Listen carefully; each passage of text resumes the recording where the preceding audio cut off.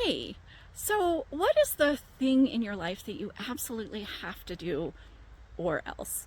Maybe it's something like having the whole kitchen clean before you go to bed every night. Or maybe it's always picking up the phone when your mom calls, even though you know that she's probably going to go on and on again about how you could live your life better. Or maybe it's always rejecting everything coming from authority, even when some of it could be actually helpful to you. What is it? Do you know?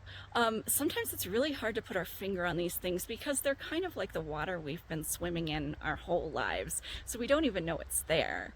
But the reason I'm bringing this up is there's something I hear from my clients all the time. They'll say, Sarah, I just woke up one day and that thing I've always had to do, regardless, I don't feel like I have to do that anymore. It just feels great. I don't have to do that. And so what learned distress does, this stored complex trauma called learned distress does, is it gives us these things that say, in order to survive, you've always got to do these things. It's sort of like it puts us on railroad tracks that we have to stay on for our whole lives. And those tracks become part of the survival mechanism that our brain comes up for us to survive with learned distress, to manage it, and to fit well in our families growing up. And the cool thing is that you can get rid of learned distress. And when you do, those tracks disappear and you get to take whatever path you want to take. So one example of this, just earlier this week, I was talking to a client and she said, this happened over and over, Sarah. I just said, I don't have to do that anymore. It came about with stuff at work where I've been taking on pieces of other people's jobs. And it happened with my family where all of a sudden I realized I'd been really carrying some of the emotional baggage for other people and I could just set that down. I don't have to do that anymore. And in terms of like my daily life, I have these chores that I've had on my to-do list every weekend for as long as I can remember.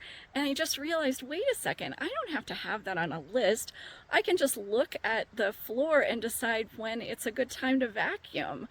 Wow, and it just took so much pressure away, and I feel liberated.